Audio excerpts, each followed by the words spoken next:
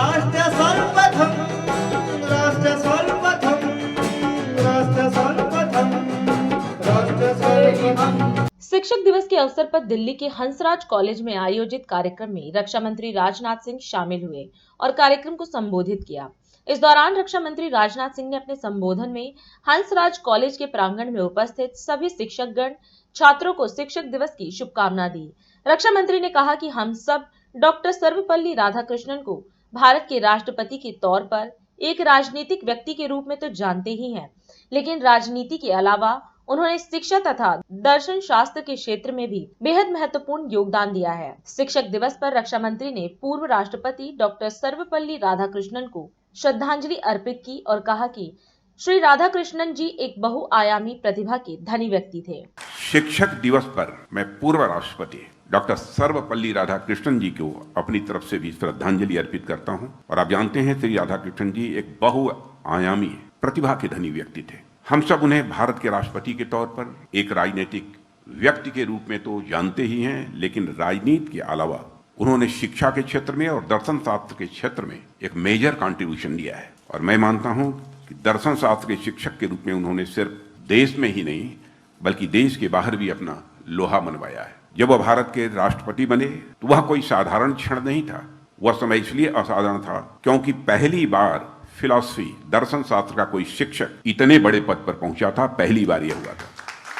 साथियों, भारत भूमि यह ऋषियों की भूमि है, लेकिन इन्हीं ऋषियों ने हमारी ज्ञान परंपरा से इस देश में गुरुकुल पद्धति की शुरुआत की थी। और एक ऐसे गुरुकुल पद्धति जिसमें इस राष्ट्र का नेतृत्व करने वाले युवाओं को तैयार किया जाता था, जिसने सदैव राज सत्ताओं का मार्गदर्शन किया है। हमारे यहाँ गुरुओं और विद्वानों का स्थान राजा के स्थान से बराबर ऊपर माना गया है, क्योंकि शिक्षा के इस मंदिर के पुजारी अर्थात गुरु से ही राष्ट्र व संस्कृति दोनों का यह भविष्य तय होता है। हमारे शास्त्रों में तो यहाँ तक कहा गया है कि यस्य नास्ति गुरोः कृपा तस्य विश्वस्य निवर्तनम, अर्थात जिसके पास गुरु की कृपा नहीं है उसके लिए संसार में कुछ भी नहीं है। यह भी शाश्वत सत्य है कि किसी व्यक्ति को ऑर्डिनरी से एक्स्ट्रा ऑर्डिनरी बनाने की क्षमता सिर्फ और सिर्फ गुरु के अंदर ही होती है। गुरु हमें अंधकार से प्रकाश की ओर ले जाते हैं और भारत की विशाल जो गुरु परंपरा के इन्हीं वाहकों में अग्रणी थे स्वामी दयानंद सरस्वती जी, जिनकी स्मृति में व्याख्यान माला का यहाँ पर आयोजन हुआ है। साथियों, भारत के राष्ट्रीय पुनर्जागरण में स्वामी जी का जो योगदान रहा है उसे भुलाया नहीं जा सकता। स्वामी दयानंद सरस्वती उन गुरुओं में थे जिन्होंने भारत के पुनर्जागरण का शंखनाद किया था।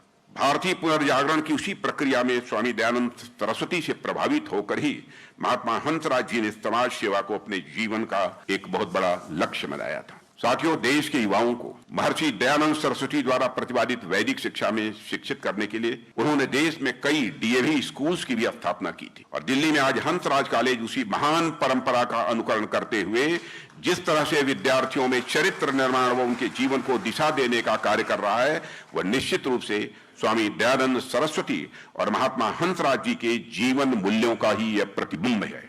और मैं समझता हूं कि यदि दिल्ली विश्वविद्यालय भारतीय उच्च शिक्षा जगत का एक मुकुट है, दिल्ली विश्वविद्यालय यदि भारतीय शिक्षा जगत का एक मुकुट है, तो हंसराज कॉलेज उस मुकुट में एक मणि के समान है। हमें स्वामी दयानंद सरस्वती के वेदों की ओर लौटो, स्वामी दयानंद सरस्वती के वेदों की ओर लौटो के उस उपदेश पर विचार करना होगा और वर्तमान जीवन के अनुरूप वेदों की नई नई हमें व्याख्याएं करनी होगी।